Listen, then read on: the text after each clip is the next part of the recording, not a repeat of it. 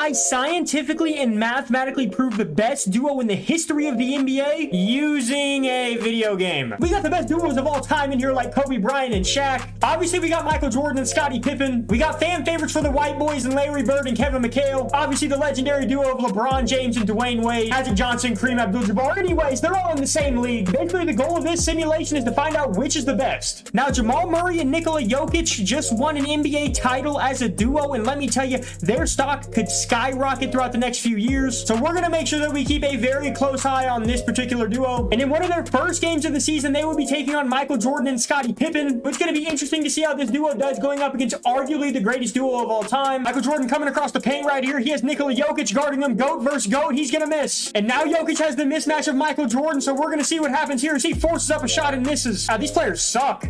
Can somebody please score? Michael Jordan's going to go up right here. He finally scores. We went ahead and simulated the rest of the game, though. The Nuggets would actually end up winning. And Jokic only had 8 points, but he did have 13 rebounds and 7 assists. Jamal Murray only had 15. Michael Jordan and Scottie Pippen definitely put up the better numbers, but the Nugs got the win. Now, we went ahead and simulated the rest of the season, and that's where things began to get interesting. A lot of the players from our duos did end up making the All-Star team. Orlando Magic Shaquille O'Neal actually ended up winning MVP this season, averaging 26 points and 16 rebounds. So that is definitely worth note when considering the best duos of all time for Penny and Shaq. Victor Wembanyama would go on to win Rookie of the Year, 24 points, 10 rebounds. Sixth man was Scoot Henderson of the Trailblazers. Shaquille O'Neal was also Defensive Player of the Year. Here is a quick skim through of the All-NBA teams. If you do care about those, you can go ahead and, pause it and look at them. Two things that I noticed right here. Brandon Miller makes All-NBA third team as a rookie. He averaged 24 points and 8 rebounds. The other thing is 2015-16, Steph Curry is on All-NBA second team, but he averaged 35 points a game, 8 rebounds, 4 assists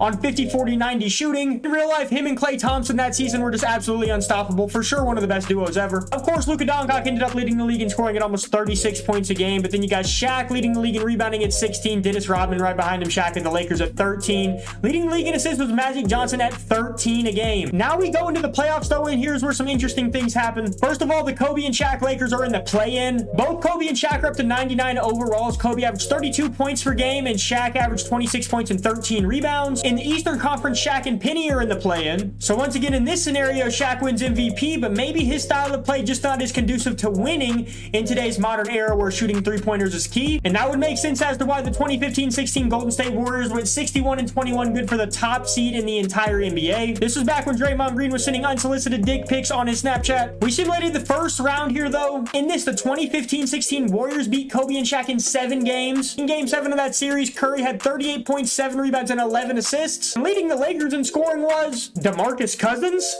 Apparently, they picked him up, but in that game, he had 23 points. Kobe had 22 points, and Shaq down here, only 11 points and 9 rebounds and 4 for 10 shooting. You got to think that's a big part of the reason why they lost that Game 7. My goodness, Scottie and Michael absolutely obliterated LeBron and D-Wade. The Miami Heat and LeBron James got beat in 5 games, as in Game 5, Michael Jordan had 39 points, Pippen had 17 points and 16 assists. Oh my goodness, D-Wade had 33. LeBron had 19, 7, and 15, but man, just wasn't enough. Here is a look at what we got going into round number 2. This will be an interesting one here. Got the Showtime Lakers with obviously their duo being Magic Johnson and Kareem Abdul-Jabbar, taking on the Denver Nuggets where their duo is Jamal Murray and 98 overall Nikola Jokic. In the playoffs so far, Jokic is averaging 29 points, 12 rebounds, and 9 assists a game. And oh my goodness, we got a Game 7 in that series, actually. This is going to be interesting, man. We got a 6'10 point guard in Magic Johnson taking on basically a 7-foot point guard in Nikola Jokic. One could argue that without Magic Johnson, there would be no Nikola Jokic, an extremely tall player who's able to handle and distribute the rocket just a high, if not higher level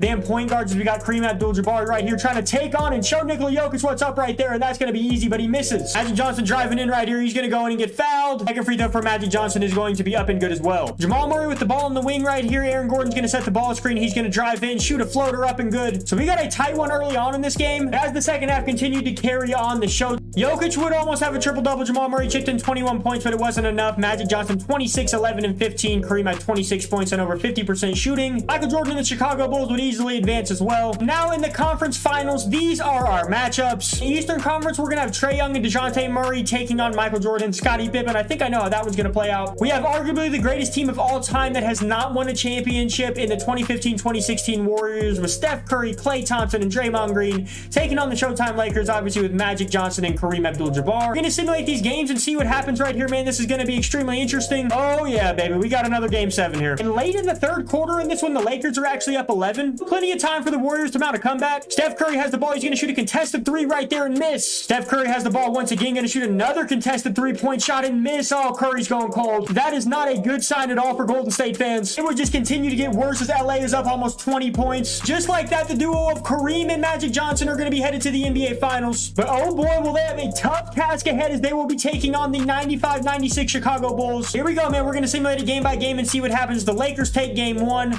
Bulls take game 2. Bulls take game 3. Lakers take game 4. Lakers take game 5. We have a closeout scenario right here, but the Bulls are going to jump out to a quick lead in this one. And the Bulls were able to bounce back in extremely tough fashion as they win by 11, forcing a game 7. In that game 6, Michael Jordan had 24 points, 6 rebounds, and 3 assists. Something tells me he's going to need a much better game than that if they want a chance to beat the Showtime Lakers at home. Magic Johnson pushing the ball in transition. He's going to get an easy wide open layup right there, and the Lakers strike first blood. He's driving in on Scottie Pippen and gets another easy layup. Magic is making his presence felt early. We went ahead and simulated just a little bit, and we found ourselves in the fourth quarter now, and Chicago's actually up by like 20. But apparently Michael Jordan and Scottie Pippen were just too much for the Lakers. MJ would win Finals MVP, averaging 33 points, 5 rebounds, and 3 assists. That, ladies and gentlemen, is how you scientifically discovered the greatest duo in NBA history.